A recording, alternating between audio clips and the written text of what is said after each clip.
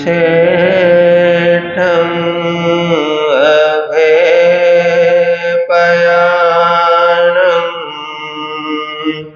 सचे सुवर्णवज्रं वयन्ति तवे उत्तमं ब्रह्मचर्यं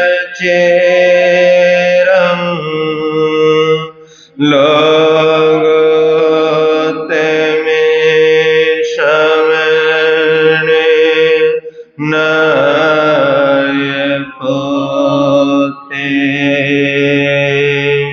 गुरु श्री राम मुनि जी को मेरा हो प्रणाम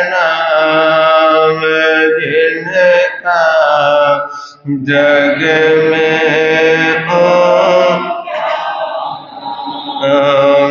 जिनका जग में ऊंचा गुरु श्री प्रेम सुख जी को मेरा हो प्रणाम जिनका जग में ऊंचा नाम जिनका जग में दीन के बंधु करुणा सिंधु जप लो सुबह और शाम जिनका जग में ऊंचा नाम जिनका जग में ऊंचा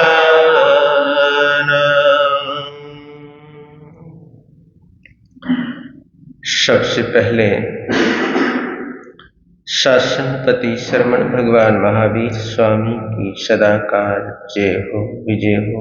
ध्यान योगी आचार्य सम्राट पूज्य श्री शिव मुनि जी महाराज साहब, जिन शासन गौरव पूज्य गुरुदेव श्री राम कुमार जी महाराज साहब, परम सेवा भावी पूज्य गुरुदेव श्री प्रेम सुख जी महाराज साहब, महाश्रमण पूज्य गुरुदेव श्री सतीश मुनि जी महाराज साहब, संगरतन उपाध्याय परवर पूज्य गुरुदेव श्री रविंद्र मुनि जी महाराज साहब, सर्वधर्म दिवाकर पूज्य गुरुदेव श्री रमणीक मुनि जी महाराज साहब, इन सभी गुरु भगवंतों की सदाकार जय हो विजय हो। पाठ पर विराज हिमाचल रतन परम पूज्य गुरुदेव श्री जितेंद्र मुनि जी महाराज साहब के चरणों में शत वंदन। तेजस्वी मुनि जी, उपस्थित धर्म प्रेमी बंधु तथा माता बहनों, आपके समक्ष कुछ देर के लिए कुछ कहूं, कुछ पंक्तियां हम सब मिलकर गुनगुनाने का भाव रखेंगे। हो सके तो गुनगुनाना, अगर नहीं गुनगुना पाए तो चिंतन जरूर करना। सामायिक में सार है, तारे विषय विकार है, कर लो भैया बहना सामायिक तो निश्चित बेड़ा पार है। सामायिक में सार है, तारे विषय विकार है, कर लो भैया बहना सामायिक तो निश्चित बेड़ा पार है। सामायिक में सार है। भरत भूप ने कांच महल में समता को अपनाया हो, समता को अपनाया हो। भरत भूप ने कांच महल में समता को अपनाया हो, समता को अपनाया हो। विषय विकार को दूर हटाकर वीतराग पथ पाया हो, वीतराग पथ पाया हो। मन को लेना मार है, मन को लेना मार है, पाया केवल सार है। कर लो भैया बहना सामायिक तो निश्चित बेड़ा पार है। सामायिक में सार है, तारे विषय विकार है। कर लो भैया बहना सामायिक तो निश्चित बेड़ा पार है। सामायिक में सार है। पुनिया ने नित सामायिक कर काम क्रोध को मारा हो, काम क्रोध को मारा हो। पुनिया श्रावक याद है ना? पुनिया ने नित सामायिक कर काम क्रोध को मारा हो, काम क्रोध को मारा हो। न्याय नीति से द्रव्य कमा कर अपना किया गुजारा हो, अपना किया गुजारा हो। न्याय नीति से द्रव्य कमा कर अपना किया गुजारा हो, अपना किया गुजारा हो। वीर प्रभु दरबार है, वीर प्रभु दरबार है, धन्य हुआ अवतार है। कर लो भैया बहना सामायिक तो निश्चित बेड़ा पार है। सामायिक में सार है, तारे विषय विकार है। कर लो भैया बहना सामायिक तो निश्चित बेड़ा पार है। सामायिक में सार है। इंद्रिय वश कर शांति स्थान में मौन सहित अभ्यास करो, मौन सहित अभ्यास करो। इंद्रिय वश कर शांति स्थान में मौन सहित अभ्यास करो, मौन सहित अभ्यास करो। ज्ञान ध्यान में चित्त रमा कर राग द्वेष का नाश करो, राग द्वेष का नाश करो। ज्ञान ध्यान में चित्त रमा कर राग द्वेष का नाश करो, राग द्वेष का नाश करो। करना सबसे प्यार है, करना सबसे प्यार है, यही धर्म का सार है। कर लो भैया बहना सामायिक तो निश्चित बेड़ा पार है। कर लो भैया बहना सामायिक तो निश्चित बेड़ा पार है। सामायिक में सार है, तारे विषय विकार है।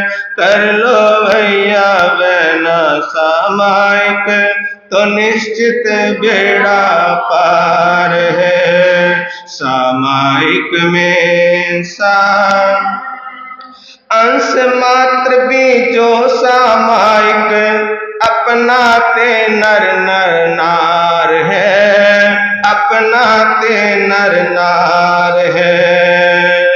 अंश मात्र भी जो सामायिक अपनाते नर नार है, अपनाते नर नार है।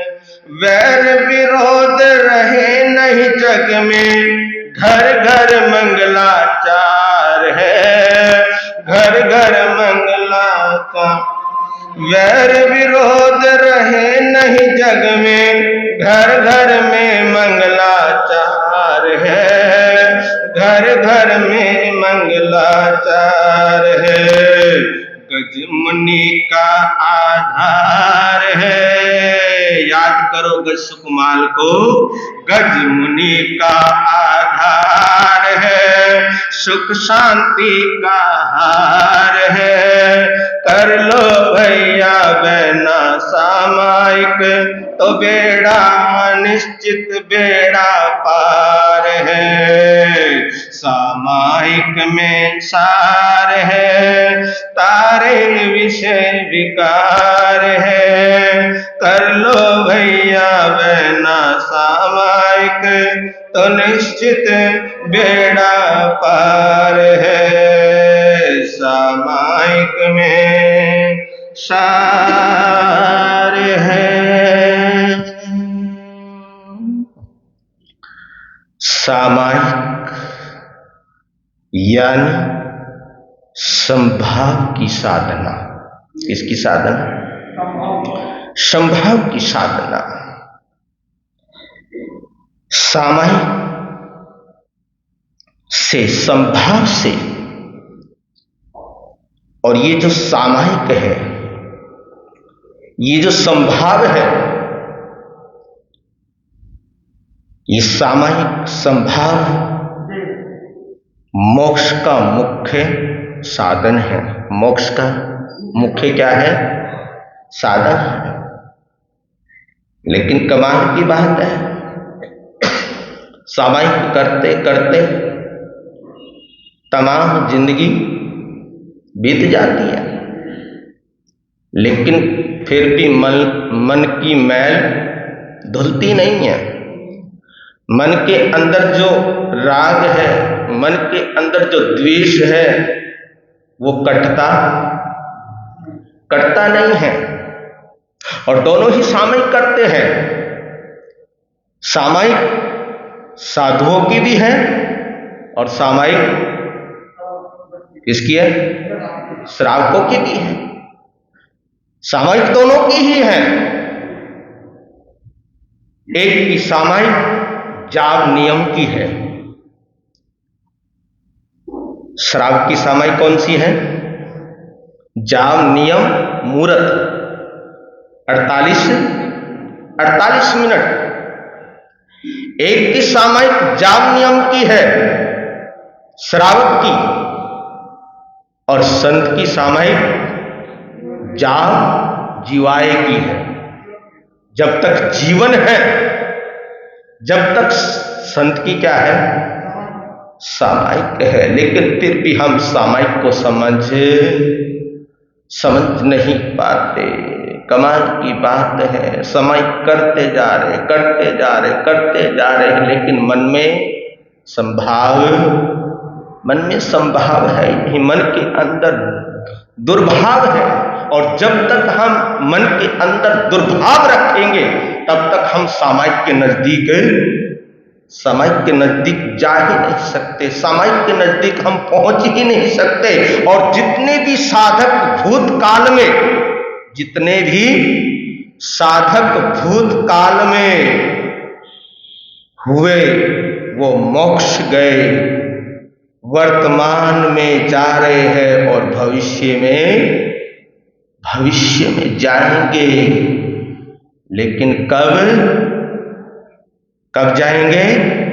जब वो सामायिक के आराधक हो पाएंगे, जब उनके अंदर सामायिक भाव आएगा, जब उनके अंदर समता भाव आएगा, जब उनके अंदर समभाव आएगा, जब उनके अंदर सद्भाव आएगा। ये सद्भाव की ही तो कमी है अंदर। सद्भाव कहाँ है? कहाँ है हमारे अंदर वो दया? कहाँ है हमारे अंदर वो करुणा जो महावीर ने हमारे को दी है? वो साधना है ही नहीं।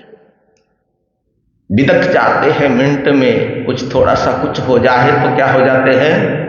बिदक जाते हैं। समभाव आता ही नहीं है, समता भाव जीवन में आता ही नहीं है। कितने लोग तो सामायिक तो करते हैं, लेकिन सामायिक का फल भी चाहते हैं। क्या चाहते हैं? सामायिक का फल भी चाहते हैं। और वो भी कौन सा फल चाहते हैं? सांसारिक, है ना? सांसारिक फल चाहते हैं कि मैं सामायिक करूंगा, मैं सामायिक करूंगी, है तो मेरा ये काम सिद्ध हो जाए। अरे भैया, ये सांसारिक सुख के लिए सामायिक नहीं है। इससे सांसारिक सुख की प्राप्ति नहीं होती है। इससे तो आत्मिक सुख की क्या होती है? आत्मिक सुख की प्राप्ति होती है। तो सांसारिक सुख के लिए भी कई बार हम क्या करते हैं? सामायिक करते हैं। सामायिक के माध्यम से धन मिल जाए, हमें प्रतिष्ठा मिल जाए, हमें सम्मान मिल जाए, हमें सत्कार मिल जाए, है ना? ये भाव आता है ना कई बार कि सामायिक करेंगे तो लोग देखेंगे और मेरा क्या करेंगे? सम्मान करेंगे, सत्कार करेंगे। अरे भैया, ये इच्छा आप लोगों के अंदर भी है और ये इच्छा हम लोगों के अंदर भी आ जाती है। कब आ जाती है? कि मैं जितनी बड़ी क्रिया पालूंगा, जितनी क्रिया बड़ी नजर आएगी लोगों को, इतना ही मेरा क्या होगा? बोलो, इतना ही मेरा क्या होगा? सम्मान होगा, इतना ही मुझे सत्कार मिलेगा। अगर हम सम्मान सत्कार के लिए तप करते हैं, तपस्या करते हैं, त्याग करते हैं, सामायिक करते हैं या क्रिया पालते हैं, तो भैया वो क्रिया, वो तप, वो त्याग, वो तपस्या आपको सम्मान तो दिला सकती है, लेकिन आपकी आत्मा का कल्याण नहीं कर सकती। तप, त्याग, तपस्या, सामायिक धर्म तो आत्म कल्याण के लिए होता है। इसको समझने के लिए एक बार मगध सम्राट राजा शेरनिक भगवान महावीर के चरणों में पहुंचे। और कुछ दिन पहले मैंने आपको बतलाया था कि भगवान से शेरनिक ने क्या कहा कि प्रभु, जो दुनिया में आया है उसको एक ना एक दिन तो जाना पड़ेगा। लेकिन प्रभु, जब मैं इस दुनिया से जाऊंगा तो मैं कहां जाकर पैदा, मेरे को कौन सी गति प्राप्त होगी? मैं त्रियंज में जाऊंगा, मनुष्य में जाऊंगा, या नरक गति में जाऊंगा, या देवलोक में जाऊंगा? कहां जाऊंगा? कौन सी गति मुझे प्राप्त होगी? तो प्रभु ने कहा था कि शेरनिक भगवान बोले कि तुम पहली नरक में जाओगे। कौन सी नरक में जाओगे? तुम पहली नरक में जाओगे, यहां से मरकर। जब शेरनिक ने ये सुना कि पहली नरक में है, तो शेरनिक कहने लगा कि प्रभु, मैं आपका परम भक्त। क्या बोला? मैं आपका परम भक्त, मैं आपका अनुयायी, मैं आपकी उपासना करता हूं, मैं आपकी आराधना करता हूं, मैं आपको मानता हूं। वही वाली बात हुई ना, मैं आपको मानता हूं लेकिन मैं आपकी मानता नहीं। मैं आपको मानता तो हूं लेकिन मैं आपकी मानता रहूं। कहा कि प्रभु, मैं आपका परम भक्त, आपका शिष्य, और आप कह रहे हो अपने शिष्य को, अपने परम भक्त को कि तुम मरकर कहां जाओगे? नरक में जाओगे। ये कैसे हो सकता है प्रभु? तो प्रभु ने कहा, भगवान ने कहा कि क्योंकि भगवान के पास कोई लाग लपेट नहीं, कोई छलावा नहीं है, कोई धोखा नहीं है। भगवान तो साफ स्पष्ट है। तो कहा कि शरणिक, किए हुए कर्मों का फल तो भोगना पड़ेगा। वो तो सबको भोगना पड़ेगा, हमें भी भोगना पड़ेगा। अरे किए हुए कर्मों से भगवान नहीं बच पाए तो हम कैसे बच सकते हैं? वो तो हर किसी को भोगने ही पड़ेंगे, चाहे वो संत हो, चाहे वो श्रावक हो। जो किया है, जैसा किया है, वैसा तो भोगना पड़ेगा। कहा कि सैनिक, जो तुमने कर्म किए हैं, उन कर्मों के अनुसार तुम्हारे को गति मिलने वाली है। कर्मों के भोगे बिना छुटकारा नहीं मिलेगा। फिर प्रभु, मैं किस प्रकार नरक में जाने से बच सकता हूं? क्या बोले कि कोई ऐसा उपाय बताओ, है ना? आप भी पूछते हो ना उपाय। महाराज मर गए हैं, महाराज और मार दिए, है ना? महाराज मर गए, महाराज को और मार दिया। कहते ना, महाराज दुकान नहीं चल रही, बेटे की शादी नहीं हो रही, है ना? शादी हो गई तो बच्चा नहीं हो रहा, है ना? कारोबार नहीं चल रहा। कोई ऐसे उपाय बतलाओ। तो शरणिक भी भगवान से क्या पूछ रहा है? उपाय पूछ रहा है। क्या उपाय पूछ रहा है? कि नरक से मैं किसी तरह क्या हो जाऊं, नरक से बच जाऊं। कोई ऐसा उपाय बतलाओ। तो भगवान ने कुछ उपाय बतलाए, 3 उपाय बतलाए भगवान ने। सबसे पहले कहा कि सैनिक, पुण्य श्रावक की तुम क्या कर लो, सामायिक खरीद लो। तुम नरक से क्या हो जाओगे? नरक से बच जाओगे।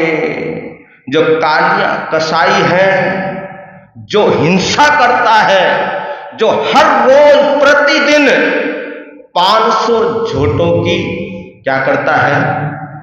हत्या करता है। उस कालिया कसाई को हिंसा करने से तुम एक दिन क्या करो, रोक दो, तो तुम नरक से जाने से क्या हो जाओगे? बच जाओगे। 2 उपाय हो गए। तीसरा उपाय बतलाया प्रभु ने कि अपनी दासी कपिला, है ना? क्या नाम है? दासी। अपनी दासी कपिला से तुम दासी से क्या कराओ? दान दिलवाओ, तो तुम्हारे नरक में जाने का रास्ता क्या हो जाएगा? बंद हो जाएगा। कहा कि कोई बात नहीं प्रभु, ये तो सारे उपाय जो आपने बतलाए हैं, ये तो सारे उपाय क्या है? ये तो सरल है, बड़े सरल है, आसान है। दासी भी अपनी है, पुण्य श्रावक के पास जाऊंगा और उनसे सामायिक, क्योंकि मेरे पास वो बल है, मेरे पास वो ताकत है। कौन सी ताकत है? पैसे की, है ना? पैसे की ताकत जब होती है ना अंदर, तो जब ये पैसा आता है ना, जब पैसा होता है तो आदमी को क्या आ जाता है? मान आ जाता है, आदमी को घमंड आ जाता है, अभिमान आ जाता है। वो आदमी नहीं बोलता, वो कौन बोलता है? वो पैसा बोल रहा है। वो पैसा बोलता है, मेरे पास इतना खजाना है, मैं पुण्य श्रावक से क्या कर लूंगा? समय खरीद लूंगा। पुण्य श्रावक के पास जाता है राजा शरणिक और कहता है कि मुझे भगवान ने आपके पास भेजा है, बस एक सामायिक खरीदनी है मुझे, उसकी क्या कीमत है? तो पुण्य श्रावक ने कहा कि भगवान से ही तुम उसकी कीमत पूछ लो। तो सामायिक की कोई कीमत नहीं होती। कालिया कसाई को कहा कि तुम एक दिन के लिए क्या कर दो, हिंसा बंद कर दो। तो कालिया कसाई बोला कि मैं ये नहीं कर सकता, मेरा तो यही काम धंधा है, मैं बंद नहीं कर सकता। जब नहीं माना तो राजा शेरनिक ने सिपाहियों से कहा कि इसको कुएं में लटका दो बांधकर। कुएं के अंदर उसको लटका दिया गया। लेकिन देखिए कमाल की बात है, कुएं के अंदर जो मिट्टी थी, जो गारा थी, उस मिट्टी के झोटे बनाता है और उसनी को काटता जाता। एक काटा, दो काटा, तीन काटा, चार काटा, तो भाव हिंसा तो रुकी नहीं, भाव हिंसा तो चलती रही। कपिला दासी से, ये तो सब पता है आपको, मैं शॉर्ट में आपको बतला रहा हूं। कपिला दासी से दान दिलवाना चाहा, लेकिन कपिला ने क्या कहा कि ये दान कड़छी दे रही है। कौन दे रही है? ये दान कड़छी दे रही है, ये दान मैं नहीं दे रही हूं। अरे जब दान दो तो भावों के साथ दो। किसके साथ? भावों के साथ दो, उच्च विचारों के साथ दो। आहार पानी जब ठहराओ।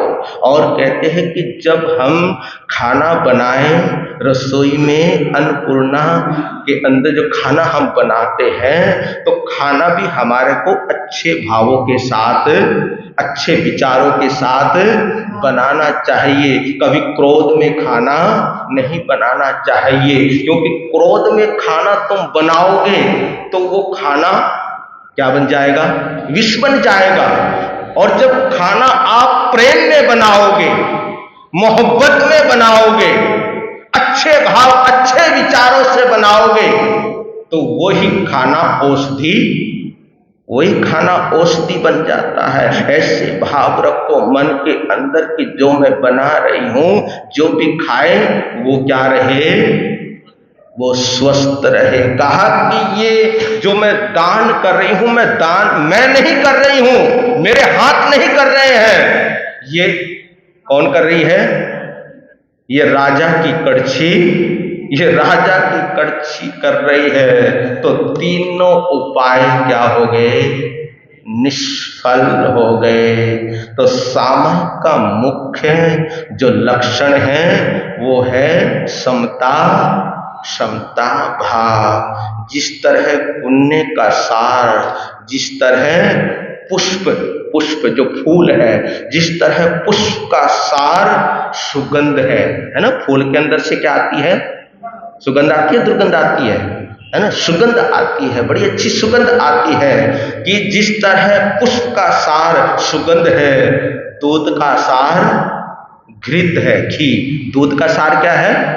दूध का सार घृत है, तिल का सार तेल है। उसी प्रकार समस्त जिन प्रवचनों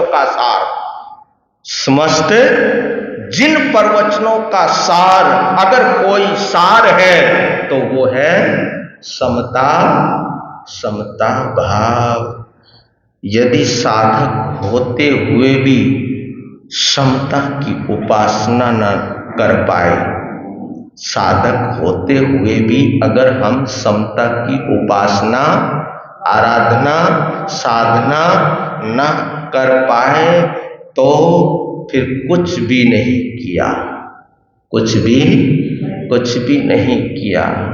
सामायिक तो एक ऐसी साधना है जिसको करने से विषय कसाय क्या होने लग जाते हैं? कटने लग जाते हैं। सामायिक का फल यही है। और कमाल की बात है, जितनी आज हम सामायिक कर रहे हैं ना, जितना हम धर्म ध्यान कर रहे हैं, जितनी हम सामायिक कर रहे हैं, धर्म ध्यान कर रहे हैं, इतने हमारे कसाय बढ़ते जा रहे हैं। कमाल की बात है कि धर्म ध्यान करते हुए भी हमारे कसाय क्या होते जा रहे हैं? बढ़ते जा रहे हैं। सामायिक करते करते भी हमारे कसाय भाव बढ़ते जा रहे हैं। कहाँ तो सामायिक करते करते, धर्म करते करते, कुछ आराधना साधना करते करते करते, कहाँ तो कसाय कम होने चाहिए थे, लेकिन कसाय तो और भी बढ़ रहे हैं। ये आप में भी बढ़ रहे हैं और ये हमारे में भी बढ़ रहे हैं। अपनी भी बात कर रहा हूं मैं, आप लोगों की ही बात नहीं कर रहा हूं। ये हमारे अंदर भी बढ़ते जा रहे हैं और आप लोगों के अंदर भी बढ़ते जा रहे हैं। अगर ऐसा ना होता तो भैया ये दूरियां ना बढ़ती, जो आज दूरियां श्रावक और श्रावकों के अंदर बढ़ रही है, साधु और साधुओं के अंदर ये जो दूरियां है, ये दूरियां क्यों बढ़ रही है? क्योंकि हमारे कसाय क्या होते जा रहे हैं? कसाय बढ़ते जा रहे हैं। तो सामायिक साधना से विषय कसाय घटते हैं और अंत में क्षय होने पर मोक्ष की क्या होती है? जब ये कसाय क्षय हो जाते हैं, कसाय निकल जाते हैं, घट जाते हैं, तो उस समय मोक्ष की क्या होती है? मोक्ष की प्राप्ति होती है। आर्त ध्यान, रौद्र ध्यान छूटकर धर्म ध्यान प्राप्त होता है जब ये कसाय कम होते हैं। कल आपके समक्ष चर्चा चल रही थी, एक जगह मैंने बात को छोड़ा था कि अहंकार जीवन को कठोर बना देता है। अहंकार किसको बना देता है? जीवन को कठोर बना देता है। और ये अहंकार ही तो है जो साधना के अंदर रुकावट पैदा करता है। आपने सुना होगा बाहुबली का नाम, है ना? बाहुबली किसके पुत्र थे? भगवान ऋषभदेव भगवान के पुत्र थे। कितने पुत्र थे भगवान ऋषभदेव के? तो कहते हैं कि उनमें झगड़ा हो गया। ये झगड़ा तब से चल रहा है, ये नई बात नहीं है। उनमें झगड़ा हो गया, किस बात को लेकर? राज्य को लेकर झगड़ा हो गया। सबके सब पहुंच गए भगवान ऋषभदेव के चरणों में पहुंच गए। और जो भगवान है, जिन्होंने संसार का त्याग कर दिया है, संसार को छोड़ दिया है, उनके पास पहुंचे। कौन? भगवान ऋषभदेव के पुत्र, कि अपने पिता के पास चलते हैं। किसके पास? अपने पिता के पास चलते हैं। कोई ना कोई समाधान मिल जाएगा, समाधान निकल जाएगा। कहा कि हमारे को हमारा हक वापस दिलवाओ, हमारे को हमारा हक वापस दिलवाओ, राज्य हमारे को दिलवाओ। तो भगवान ऋषभदेव ने कहा कि वो तो मैं चीज दिला नहीं सकता, लेकिन है एक ऐसी चीज जो मैं तुम्हारे को दे सकता हूं, और जिसको पाने के बाद तुम्हारे को उस राज्य की इच्छा ही नहीं होगी। तो कहते हैं कि भगवान के चरणों में वो क्या हो गए? 98 पुत्र दीक्षित हो गए। कमाल की बात है। बस इतना ही कहा परमात्मा ने कि वो चीज तो मैं दिलवा नहीं सकता, लेकिन एक है ऐसी चीज जो तुम्हारी आत्मा का विकास करेगी, वो साधना मैं तुम्हारे को दे सकता हूं। और उस साधना में लग गए, लीन हो गए। और उधर कौन बचा? भरत और बाहुबली। और दोनों में क्या हो गया? युद्ध हो गया।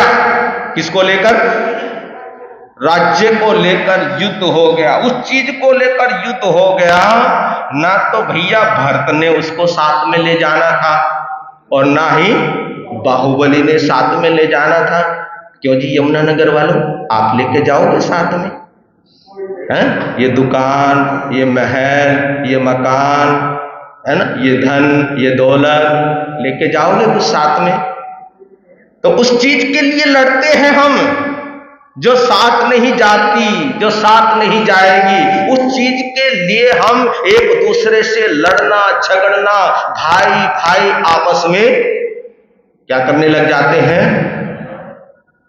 लड़ते हैं, झगड़ते हैं, केस चलते हैं। और कमाल की बात है, कमाल हो गया कि देखिए, जब एक भाई दूसरे भाई के ऊपर केस करता है ना, एक भाई दूसरे भाई के ऊपर केस करता है, तो केस करने के बाद एक तो जीतेगा, है ना, एक जीतेगा और एक हारेगा।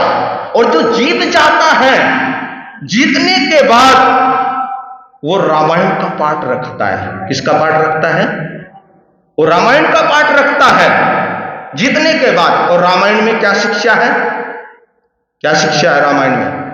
अरे वहां तो एक भाई दूसरे भाई के लिए जान देने के लिए तैयार बैठा हुआ है, छोड़ने के लिए तैयार बैठा हुआ है, हैं? भगवान राम को वनवास मिल गया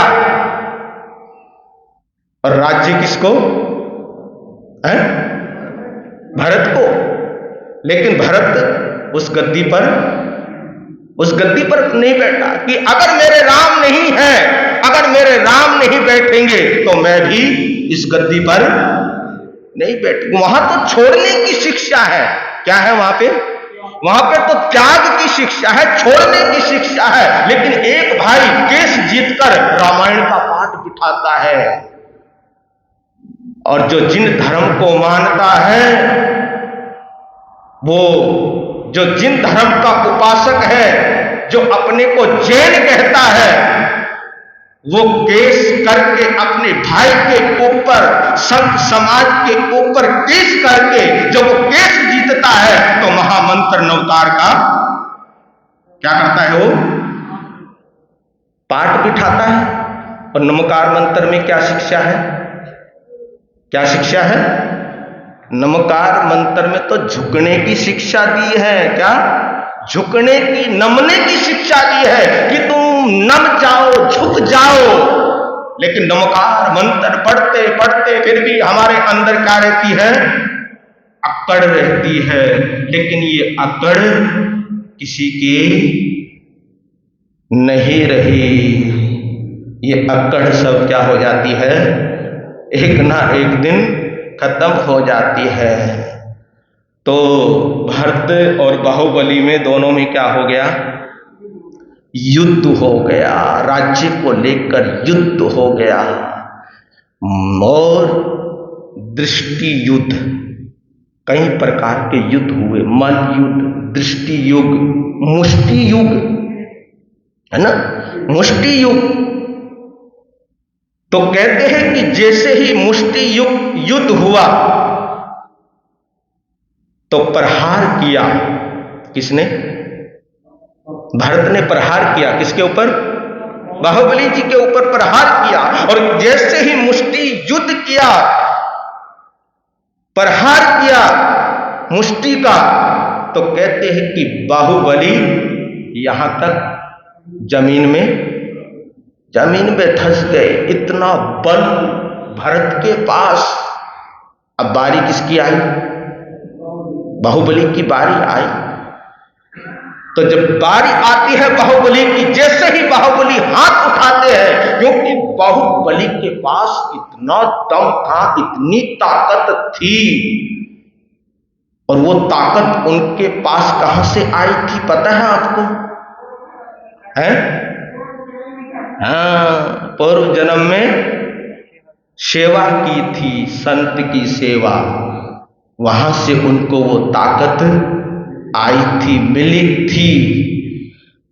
तो कहते हैं कि बाहुबली ने जैसे ही अपना हाथ उठाया मुष्टि का प्रहार करने के लिए, तो बाहुबली को वहीं पर रोक दिया गया कि रुक जाओ। क्योंकि बाहुबली अगर प्रहार कर देते तो भरत तीन लोक में भी नजर नहीं आते। हाथ उठ गया तो करूं क्या?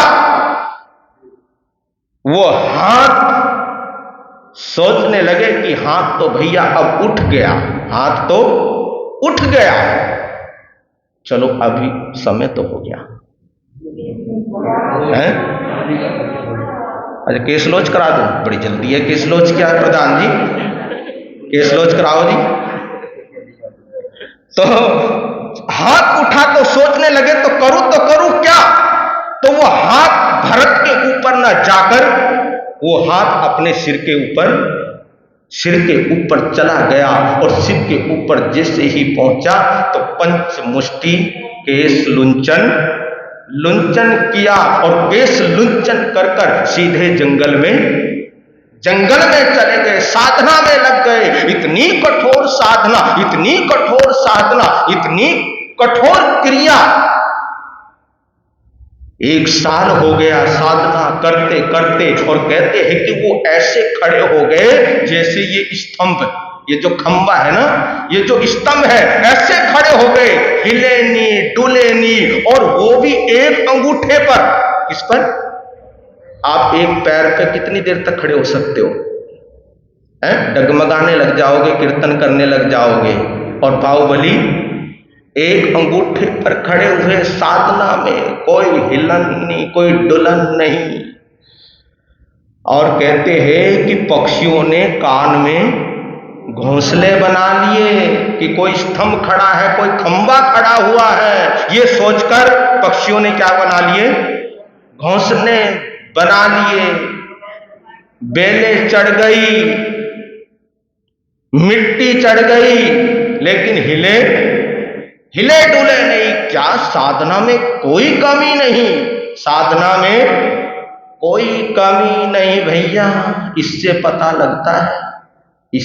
लगता है कि जो क्रिया के आधार पर बांटते हैं ना हम लोगों को, एक दूसरों को क्रिया के आधार पर जो बंटते हो ना आप लोग, कि इसकी क्रिया ऊंची और इसकी क्रिया नीची, ये संत असली और ये संत नकली। यहां से पता लगता है कि असली नकली कौन है। तो साधना में कोई कमी नहीं, लेकिन बाहुबली को केवल ज्ञान की प्राप्ति नहीं हो पा रही। क्यों नहीं हो पा रही? किस लिए नहीं हो पा रही? मन के अंदर एक भाव था कि अगर मैं भगवान के समो शरण में जाऊंगा, वहां से मेरे से छोटे जो भाई हैं, जिन्होंने पहले मेरे से दीक्षा ली है, अंगीकार की है, अगर मैं समो शरण में जाऊंगा तो उन छोटों को मेरे को क्या करना पड़ेगा? वंदन करना पड़ेगा, नमन करना पड़ेगा, उनके चरणों में मेरे को झुकना पड़ेगा। बस यही छोटा सा भाव था और इसी के कारण उनको केवल ज्ञान की प्राप्ति नहीं हो पा रही। देखिए, केवल ज्ञान चक्कर लगा रहा है, परिक्रमा कर रहा है। किसकी? बाहुबली की परिक्रमा कर रहा है, लेकिन केवल ज्ञान अंदर प्रवेश नहीं कर रहा है। उधर भगवान ऋषभ देव ने देखा, हो बाहुबली कितनी कठोर साधना, इतनी कठोर साधना होने के बावजूद भी बाहुबली को क्या नहीं हो पा रहा है? केवल ज्ञान नहीं हो पा रहा है, भटक गया है बाहुबली। ब्राह्मणी और सुंदरी को बुलाया। कौन है ब्राह्मणी सुंदरी? भगवान ऋषभ देव की स्त्री। कहा कि जाओ, तुम्हारा भाई क्या हो गया? साधना से भटक गया है, उसको सही रास्ते पर लेकर आओ। इसलिए कहते भैया, कई बार हम भेदभाव कर जाते हैं साधु और साध्वियों में, है ना। साध्वियों को कई बार इग्नोर कर देते हैं। तो भैया, वो उन्होंने भी घर छोड़ा है और साधुओं ने भी घर छोड़ा है। उन्होंने भी 5 महाव्रत लिए हैं और साधुओं ने भी 5 महाव्रत लिए हैं। तो कभी ये नहीं आना चाहिए मन के अंदर कि ये साध्वी है, ये साधु है। देखिए, साध्वी 16 सतियों का नाम आता है, नहीं आता है ना। 16 सतियां और काली सुकाली महाकाली, इतनी साध्वियां हुई जिन्होंने निर्वाण को प्राप्त किया है। ऐसी बात नहीं है। तो कहा ब्राह्मणी सुंदरी को कि जाओ, अपने भाई को सही रास्ते पर लेकर आओ। ब्राह्मणी और सुंदरी दोनों चल दी है। किधर की ओर? जिधर बाहुबली जी साधना में रत थे। दूर से देखा कि बाहुबली जी हमारे भाई खड़े हैं साधना में, देखकर अचंभित रह गए कि इतनी कठिन साधना, लेकिन फिर भी इनको केवल ज्ञान की प्राप्ति नहीं हो रही है। दूर से आवाज लगाए कि भैया मोरे गज उतरो, गज थकी केवल ना होए, भैया मोरे गज उतरो, गज थकी केवल ना होए। जब ये आवाज लगाई तो ये आवाज बाहुबली के कानों में टकराई। तो बाहुबली जी सोचने लगी, ये आवाज तो मैंने पहले कहीं सुनी हुई है, ये आवाज तो सुनी हुई है। फिर आवाज लगाती है कि भैया मोरे गज उतरो, गज थकी केवल ना होए। ओ, ये आवाज तो मेरी बहनों की है, ब्राह्मणी और सुंदरी की है। लेकिन ये कह क्या रहे हैं, मेरे पास तो कोई गज मतलब हाथी, मेरे पास तो कोई ना घोड़ा है, ना हाथी है, ना कुछ है। मैं तो जमीन पर खड़ा हूं, और वो भी एक अंगूठे पर खड़ा हूं। और ये कह रही है बार बार, भैया मोरे गज उतरो, गज थकी केवल ना होए। चिंतन बदला, और जैसे ही चिंतन बदलाओ, मैं तो अभिमान रूपी हाथी पर बैठा हूं। जैसे ये विचार आया, अभिमान अंदर से निकला, घमंड अंदर से निकला। और जैसे ही ये भाव आए कि मैं अभी जाऊंगा समो शरण में, और जितने भी मेरे छोटे भाई हैं जो दीक्षित हो गए हैं, उनको जाकर मैं नमन करूंगा, प्रणाम करूंगा। एक पैर आगे उठाया ही था तो केवल ज्ञान की प्राप्ति हो गई। कमाल की बात है। तो ये जो अहंकार है, ये साधना के अंदर भी रुकावट पैदा करता है। वीर नाम के हीर मोती, गुरु नाम के हीर मोती, प्रभु नाम के हीर मोती, मैं बिखराऊं गली। ले लो रे कोई राम का प्यारा, शोर मचाऊं। ले लो रे कोई गुरु का प्यारा, शोर मचाऊं गली गली। दौलत के दीवानों सुन लो, एक दिन ऐसा धन दौलत और महल खजाना यहीं पड़ा रह जाएगा। अरे धन दौलत और महल खजाना यहीं पड़ा रह जाएगा। सुंदर काया मिट्टी बनेगी, सुंदर काया मिट्टी बनेगी, चर्चा होगी गली गली। ले लो रे कोई राम का प्यारा, शोर मचाऊं गली गली। ले लो रे कोई गुरु का प्यारा, शोर मचाऊं गली गली। जिसने ये सब मोती लूटे, वो तो माला माल हुए। दौलत के जो बने पुजारी, आखिर वो कंगाल हुए। अरे दौलत के जो बने पुजारी, आखिर वो कंगाल हुए। सोना चांदी वालों सुन लो, लोहे कपड़े वालों सुन लो, अरे यमुना नगर वालों सुन लो, बात सुनाऊं खरे खरे। ले लो रे कोई राम का प्यारा, शोर मचाऊं गले गले। ले लो रे कोई गुरु का प्यारा, शोर मचाऊं गले गले। ओ शोर मचाऊं, शोर मचाऊं, शोर मचाऊं गले